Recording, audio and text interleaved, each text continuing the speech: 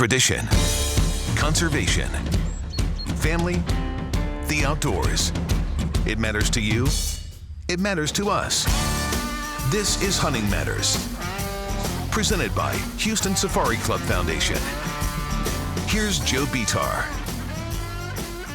Good morning, everyone. Welcome to Hunting Matters, presented by the Houston Safari Club Foundation on KPRC 950, where each week we bring you news, guests, and information all about hunting. And with me, as always, is my buddy Ramon. How you doing today, Ramon? Our keys worked. Second week. They let us back in the building. Yeah, absolutely. How was your week? It was fantastic. Flew by. This is crazy. I know. It's hard to believe the week's already gone. And, everything that's with trying to be mobile and have, contingency plans with everything that's going on. Yeah. And, I mean, it seems like we're working twice as hard now. Yep.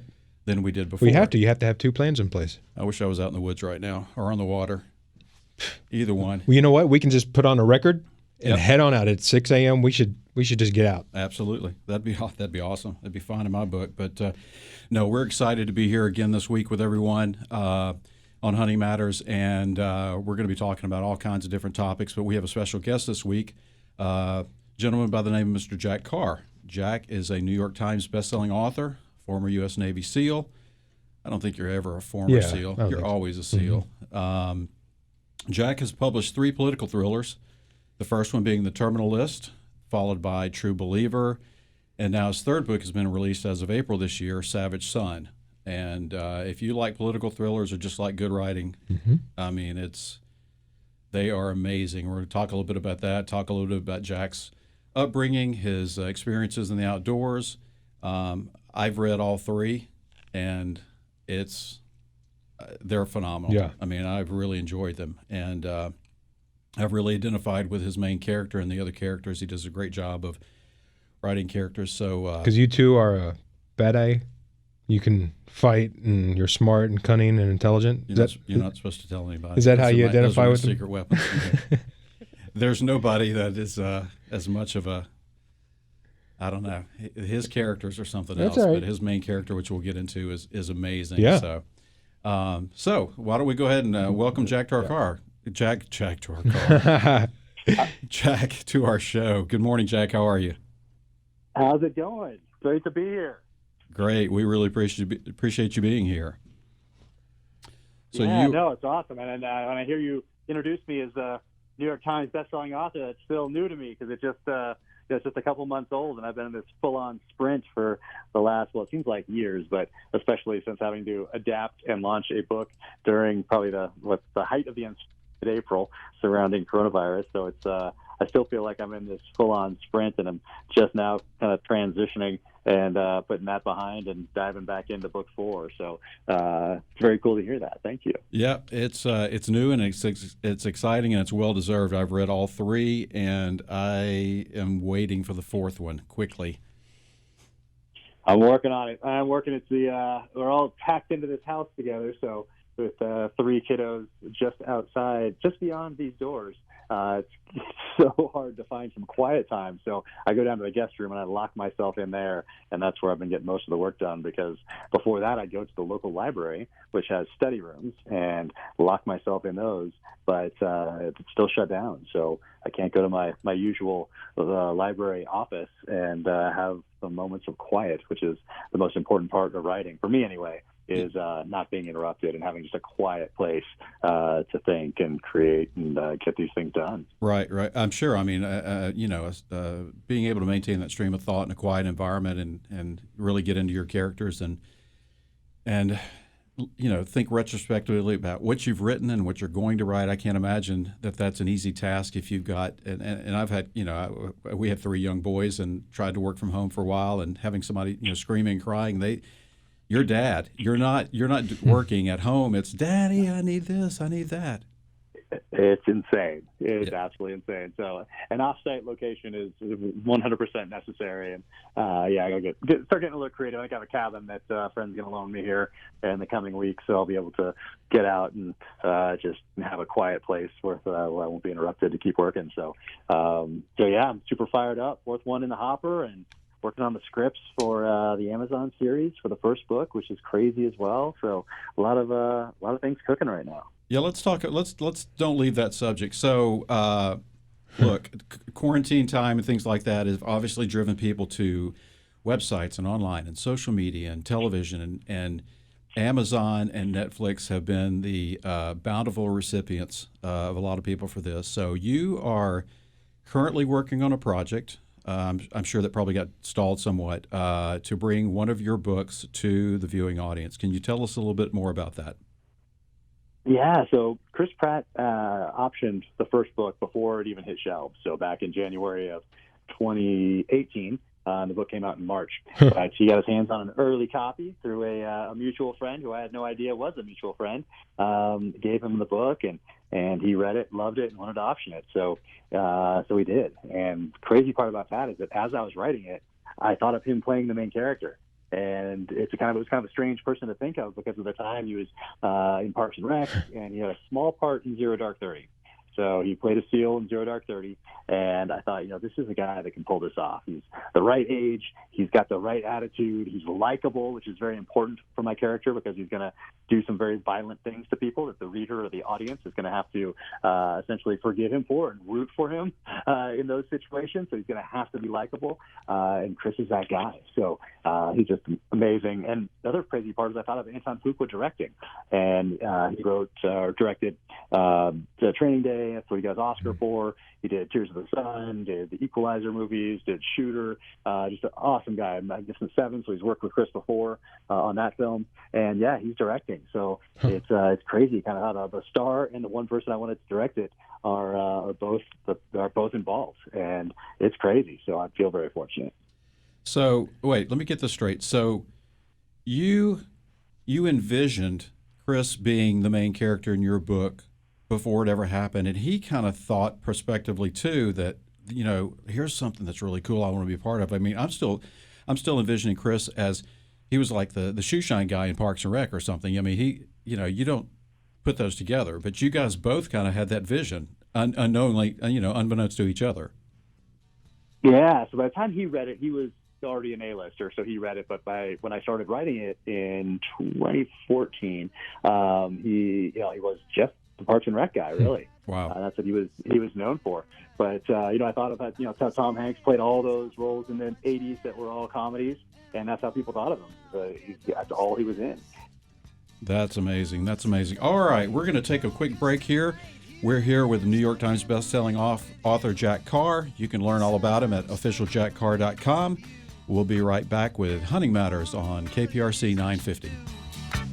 It's so hard to keep the smile from my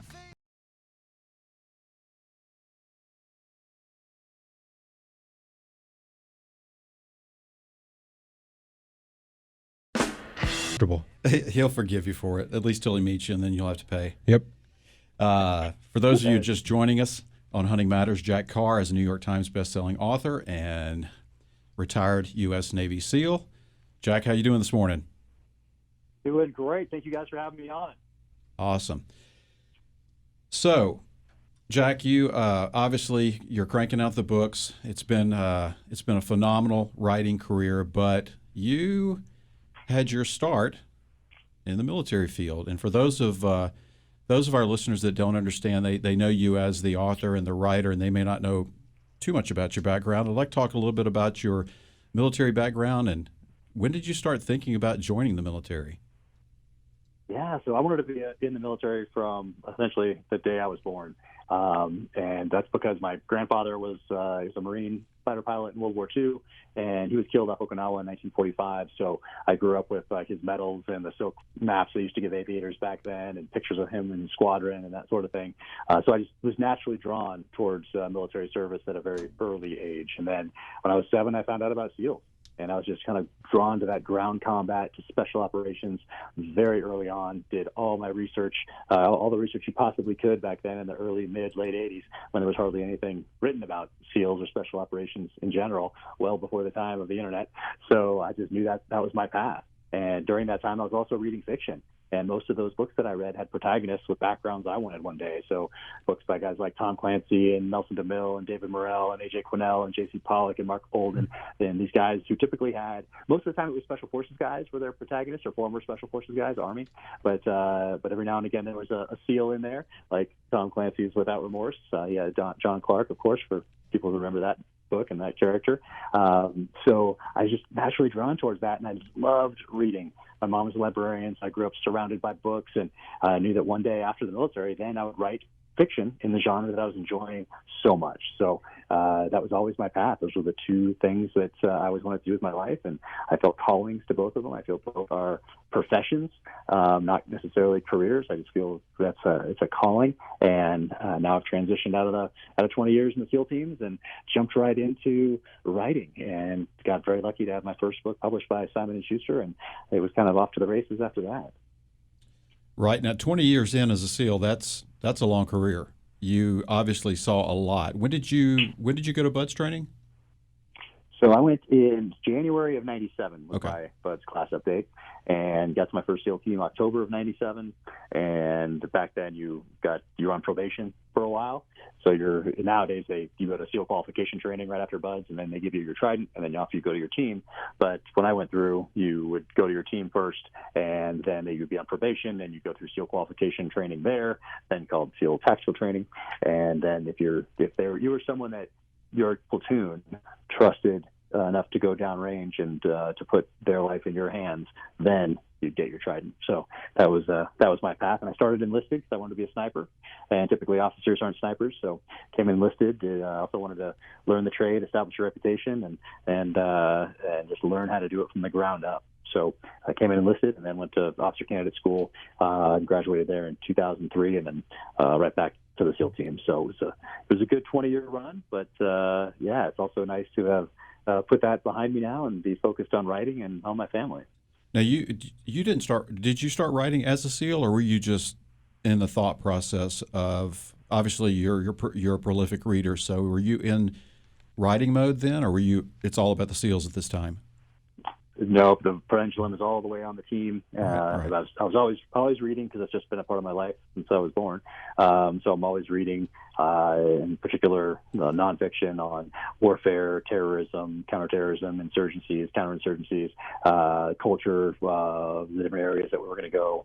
So it's anything that could make me a better operator, and a lot of that was reading. So all that academic study of reading, all the fiction that I read growing up, and then the experiences from Iraq and Afghanistan, like all those came together at the right time and place, and started writing during that last year and a half that I was in the SEAL teams. Because when you drop your papers in the military and decide to get out, your job then becomes to get out of this gigantic bureaucracy and go to a lot of appointments with dental and medical and get read out of secret clearances and turn in gear and sign papers and that sort of thing. So point being, you have to you go in a different pile, and you're not taking guys downrange anymore, so that pendulum can swing back towards transitioning, towards taking care of your family, and all of those things that are important as you get ready to leave what you've been doing for the last, in my case, almost 20 years. So, it was a good run, but it's also nice to be out. And having that time to write as I was getting ready to get out, that was hugely beneficial because, like I said, that pendulum could swing back, and I could focus on the story. I could pick the storyline, pick the theme, and then get to work. Right. Yeah, absolutely. So having been in the military, especially in your specific specialized capacity, obviously that's of great benefit when you're writing novels such as you write, but obviously it's not without its own challenges when you're trying to get content out to the public. And I'm going to say the R word here, redaction, because obviously when I'm reading or listening to your books, I hear redacted, and it bugs the crap out of me. Sorry, but bugs me too. Yeah, so let's talk a little bit about that. What are those challenges that you've had to deal with based on your past background? Yeah, I probably shouldn't have even submitted looking back, but I did. Wanted to do the right thing. There was a book had recently come out before I got out called No Easy Day about the Bin Laden raid that didn't go through the process. And so anyway, I just wanted to make sure I was doing the right thing because the main character's background is so closely tied to mine, and that he's a former SEAL sniper who becomes an officer, and that's where the reader meets him when disaster strikes and throws him into the conspiracy that he gets involved in. But yeah, I wanted to make sure I was going about it the right way, so I submitted to the Department of Defense Office of Pre-Publication and Security Review. People might have read a recent article in the Wall Street Journal about John Bolton trying to go through that process with the government agency as well. Oh yeah, and it's been in the news quite a bit lately. But yeah, the first one for me took 45 days, and I thought that's pretty good because they advertise and the paperwork you sign says 30. They'll get back to you in 30 days. So I thought that's pretty good. So I submitted the second one, and then 1 month passes, then 2, then 3, then 4, then 5, and 6, and almost 7 months passed before they get back with redactions. And they took out like 54 sentences in that one. So published that with the redactions, but then appealed and won 37 of those 54 on appeal. I should have won them all because my lawyers connected them to information from publicly available government documents, not just information that's already out there, but available from the same government that's redacting it. So published the paperback with those redactions removed. So they are unredacted in the paperback version of the second novel, True Believer. And then the third one I submitted again. And that one almost took almost 7 months again, so almost had to postpone that, which would have been horrible. But ended up getting it out on time, which was amazing. And they took out a few sentences there, too. And what they took out is fairly ridiculous. And so once again, went to appeal. But this time they refused the appeal. So they didn't want to see it. So I'm taking that as, take your ball and go home, kid. Quit bothering us with this fiction stuff. So I've decided not to submit again for fiction. Well, we're live on the radio now. Go ahead and read those sentences. 37 of them. So this is the marketing part. People are going to have to buy both. Oh, perfect. In the next version that comes out, absolutely. Well, that's I'm sure that's been trying at times, especially when you just want to get your word out there. I'm sure it's obviously frustrating. So. But we're going to come back, and I want to dig into a little bit deeper into the fact that you're such a gearhead and why you're a gearhead. I appreciate that, and talk a little bit about your hunting experiences. So we're here with New York Times bestselling author Jack Carr. You can learn all about him at officialjackcarr.com. We'll be right back with Hunting Matters, presented by Houston Safari Club Foundation on KPRC 950. Let me tell you about the Houston Safari Club Foundation. This organization supports the future of hunting and conservation. They take hundreds of kids hunting and fishing each year. They've provided over $2.5 million in scholarships, and they've awarded over $4 million in grants to fight poaching and to protect wildlife and habitat at home and abroad. They host fun member events and an annual hunting expo and convention where you can meet other hunters and learn about all types of hunting. They're not just about safaris, but they're definitely about all kinds of hunting and hunting's role as a conservation tool. Education, conservation, and protecting the future of hunting. That's the Houston Safari Club Foundation. Join today at WeHuntWeGive.org.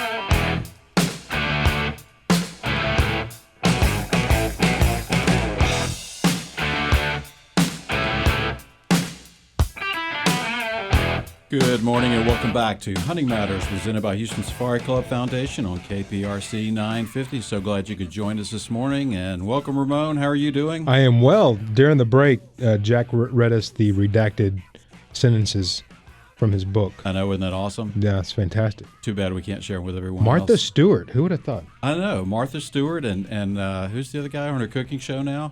Is it Snoop? Snoop Dogg. Yeah. That's Jack's new character in his next book. It's a conglomeration Don't of... give away the secret. Don't give away Oh, sorry. Are we on the air? Oh, yeah, we're back. All right. So we're here today, folks, with Jack Carr. Jack is a New York Times bestselling author. You can learn all about Jack, his books, his beliefs, his writings, the books that he suggests that other people read at officialjackcarr.com. And Jack, one of the things I love about your website is that you are not shy about telling people what you like and why you like it and how you use it, and even in your social media from the perspective of gear. The books are descriptive.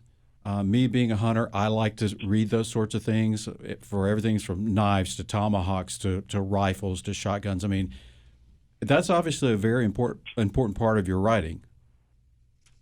It is, and also important was weaving in that theme of hunting and conservation. And it's very prevalent in the second book, which takes the reader to the wilds of Mozambique, because I always wanted to also, if people grab these off the shelf, they think they're grabbing like a spy novel, political thriller, action, that sort of thing. But I also wanted to give them a little bit of an education in hunting and conservation. So part of that for me is the gear, and that's what adds that credibility to the pages, and the authenticity piece, the grittiness, the realism. So for me, I've been a gear guy my whole life, before the military, in the military, and now after the military. So it would be very unnatural for me not to use gear as character development tools in the novel, and then as a way to connect with readers on social channels, which is something that authors couldn't have done 20, 30, 40 years ago. Right. But we can today. So I talk about gear quite a bit. And if you can see my office right now, I'm just surrounded by books and gear is essentially what's in this office. And I include weapons among those things that I talk about when I talk about gear as well. So I just talk about what I use, what I like, why my characters use it, and how I use them as character development tools. So Jack, we had a guest on last week, a gentleman I think you probably know by the name of Razor Dobbs. Razor, of course. He's the best. And Ramon asked Razor a question. Ramon, do you remember what that question was last week? I think you should ask Jack the same question. What is the closest firearm you have to you right now? Is that the question? In my hand, I have my SIG T320X carry. In my actual hand. You can get it a fidget spinner while we talk. What's that chambered in? I'm just curious. 9mm, and I also have within arm's reach right here in front of me, not in my hand, but in front of me, the P365 XL with a red dot sight, the compact with red dot sight, and then the P365. So I am surrounded by those weapons, and right behind me are probably about 100 knives and tomahawks. Yeah. Wow. That was my next question. What's your preferential carry on knives these days? Obviously, you have a preference that you've mentioned before, I think. Well, as far as everyday carry, I switched it up a little bit because a lot of times some of these knives are so expensive, and a lot of them have such meaning to me because they were given to me by friends or the knife maker, and I don't want to lose it, especially when you're juggling kids and running around. So typically I like to carry something that if I lose, I'm not going to have a heart attack, not something that's replaceable. But like I just got one from US Knife Works the other day that's really cool that they gave me, and I think it's pretty expensive, but it's really cool. So I've been carrying that one the last couple of days. Just picked that up right now. It's in my hand. But yeah, I love stuff, of course, by Daniel Winkler, and I don't think he makes his folder anymore, but that's a really special one, of course, because Daniel gave it to me, and then a bunch of stuff from Half Face Blades that my buddy Andrew Arabito, former SEAL, that he designs and makes. So I'm a knife guy. What guy isn't a knife guy? Yeah, I mean, I think probably one of the you obviously, Ramon, grew up with pocket knives and that sort of thing that were given to you by family members or whatever. Grandpa, yep. And it's I had a running joke with a buddy of mine. He's like, his wife, I think, asked me, what should I get him for Father's Day or birthday or whatever it was. I was like, get him a knife. Well, he has a bunch of knives. And I said, no man has ever sprouted the words. Sprouted the words that I have too many knives. And I think probably one of the most. Go ahead. Think of them like shoes. For like my wife, I think I can say, don't you already have a pair of black shoes that look exactly like that? Well, that's the same thing. It's like, don't you already have a black rifle that looks exactly like that? Right, exactly. So I never give her a hard time about shoes, and she never gives me a hard time about how the rifle's just multiplying the stake there. So we always laugh. My wife and I always laugh because several people over the years have said, I think we just celebrated. February this year we just celebrated our 30th anniversary, and survived 3 boys and all that. And Ramon, one of the things, and Jack, one of the things that we always laugh about is somebody would say, Joe, what's the secret to a long marriage? And I say, well, I finally came to this conclusion. She doesn't ask me how much my taxidermy costs, and I don't ask her why she needs 12 pairs of black shoes. That's smart. That's it. That's the secret right there. Bingo. That is the secret. Although taxidermy can get you, like my wife handles all our finances, so she sees all that stuff anyway. And especially when it's coming from Africa, it seems like we pay the same amount over and over and over again. I'm like, didn't we just do that last month? And like, oh no, this is for the so-and-so. It's like, oh my gosh, that really adds up. Oh yeah, it adds up. Absolutely adds up. So I want to go back to a point that you made earlier. about weaving hunting and conservation into your books.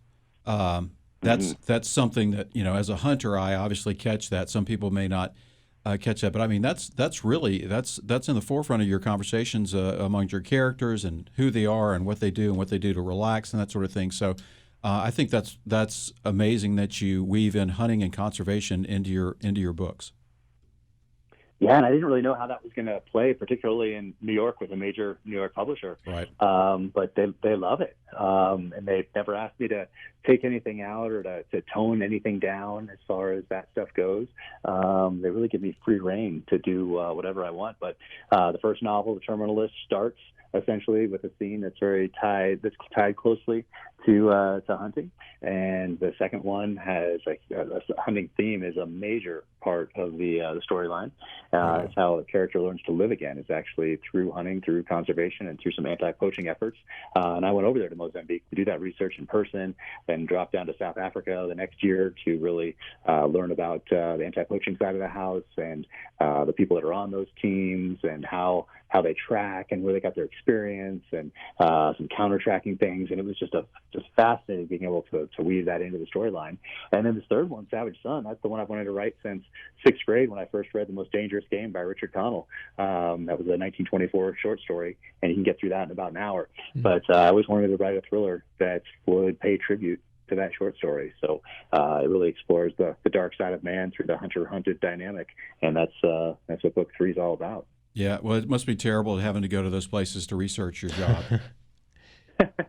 Yeah, it's awful. I've got to tell you, I went to Kamchatka Peninsula, Russia this last year to research the third novel as well. So got to make it over there. I knew I had to put some boots on the ground just to get that local flavor and to weave that into the storyline.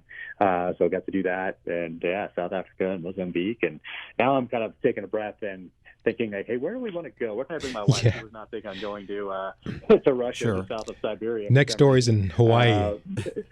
Yeah, exactly. There, or thinking about going over to Croatia. Anyway, doing something cool that's a little bit that's exotic still, but that hasn't really been written about too much that people aren't that familiar with. And going over there and getting some of that boots on the ground local flavor, and then weaving that into a future storyline. So that's on the list. Going to Israel is on the list. Going over there.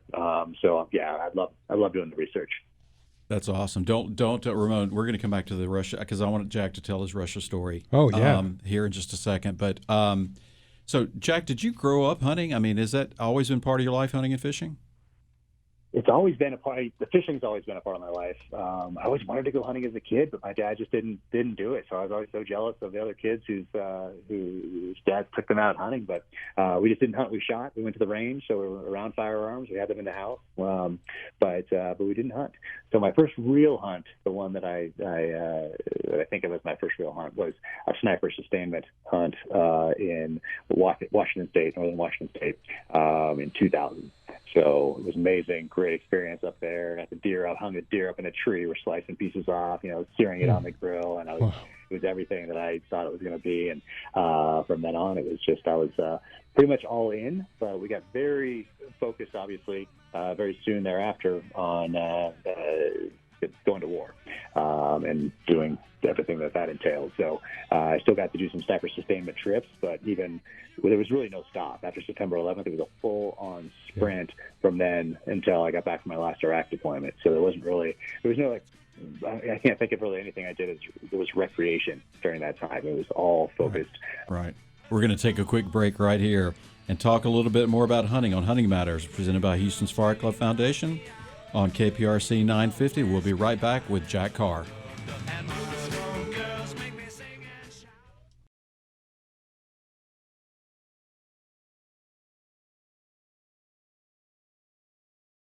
And has obviously got a wealth. I mean, I wish we could spend 2 hours talking to him. Let's do it. Easy. We'll bump the next show. No cool. problem.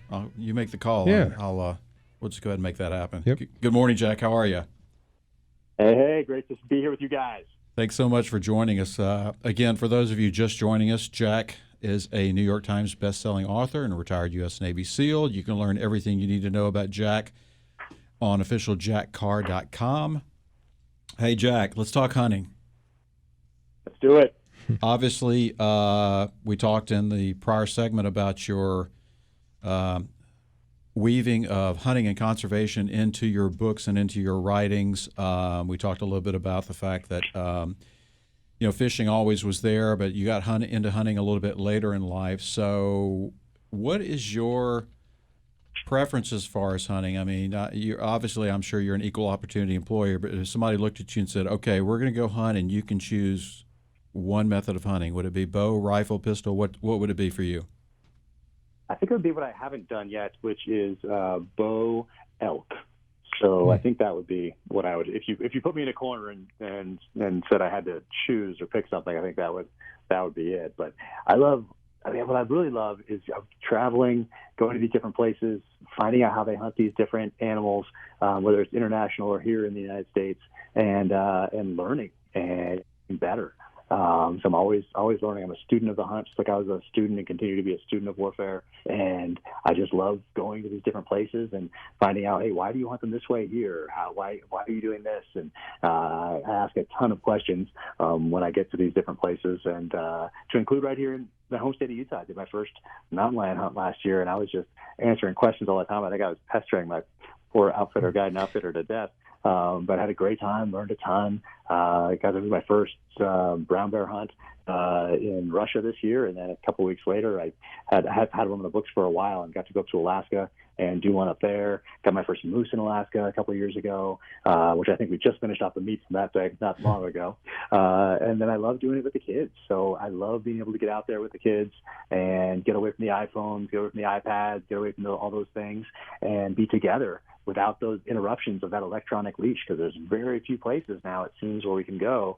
And I'm talking about parents as well as kids, where we're not attached to that electronic leash. So love getting out there with them and raising them hunting, because our daughter, who she's 14 now, but she got her first deer when she was 7, and they've been to Africa together. Our little guy, who's 9 now, got his first animal in Africa.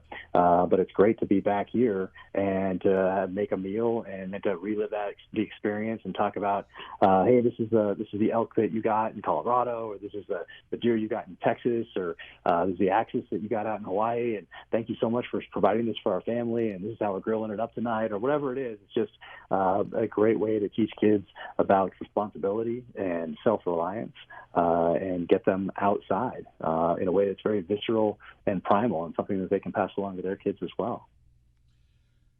I think you covered all the right spots when talking about kids hunting. Isn't it so cool to get out there and see it from a different perspective through your children or young adults that you foster and take to the outdoors, to see it from the learning experience, from the appreciation to the respect of the animal, to seeing that as, in your case, like you just mentioned,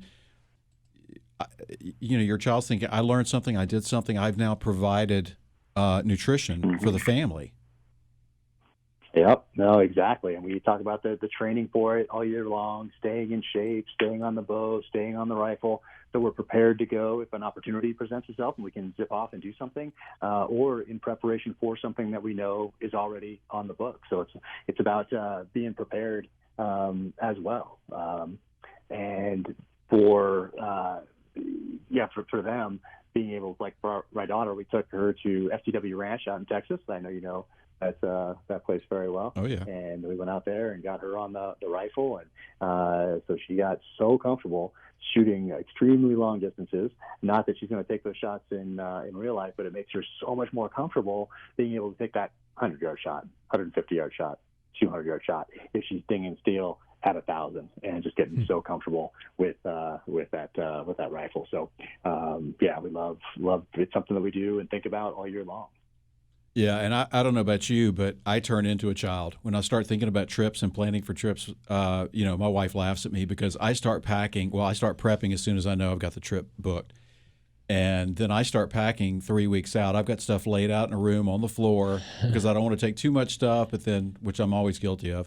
But then I start getting excited. It's like Christmas morning's coming, and I've got to get all my toys out. And Jack, do you have that same type of experience, Jack? I do, and then I have a hard time putting it away. So when I come back, we have what we call a gear explosion, and there's just stuff everywhere. It's Right. drying out, or or whatever. We're getting it ready for the next trip, but I always get sidetracked. Like I'm back, and then it's back to writing, or back to interviews, or back to promotion, or whatever it is. So there's things that just spread out all over the house all the time. But no, that's exactly it. And part of it, even though I have essentially an arsenal, it's so fun just to think about, what am I going to take on this next trip? Like going to Africa and going to Mozambique and doing a Cape Buffalo hunt over there. I really wanted to do it the same way somebody would have done it 100 years ago. So I used a double rifle, a 500 416 Nitro Express, and no optic on it, and trained up with it at FTW, where they have all those charging animals coming in at you, just getting really used to it. And I love that part of it as well. Yeah, so recently I was just thinking what you were talking about, going to exotic locations and traveling and researching and getting engrossed in the local culture and the hunting traditions and the tactics and things that are new to you. You, I think it was for the last book, you went over to Russia and did a bear hunt over there. Can you kind of give us a quick insight into that as far as that trip goes? Absolutely. So I knew I was going to have to put boots on the ground over there if I was going to write about it in the way that I wanted to, in an authentic way. So went over there. A friend actually had a fishing trip lined up, and I was searching, trying to figure out how I was going to get over there when. And randomly, he mentioned he had this fishing trip set up, and somebody had just dropped out. So I said, well, can I hunt if I go as well? And he said, let's find out. So we found out, we got 2 brown bear tags. And so off we went. And we went through Anchorage, because for the month of August, you can go from Anchorage and zip over instead of going all the way around the world the other way. So it's really nice to be able to plan a trip there to Kamchatka if you're going in August.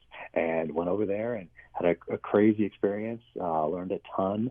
Once again, learned about how they do things at the local level over there. And I was really surprised at how similar it was to how we manage game here in the United States. I did not expect that. I thought it was going to be much more Wild West, but no, it was just like over here, science-based game management, and it was so that part really surprised me. But I got a great brown bear, then my friend. But the real story is that I actually incorporated into the third novel is my friend wounded one, and we all know we don't want to do that, but it happens from time to time if you've hunted enough, and zipped off into this really thick stuff.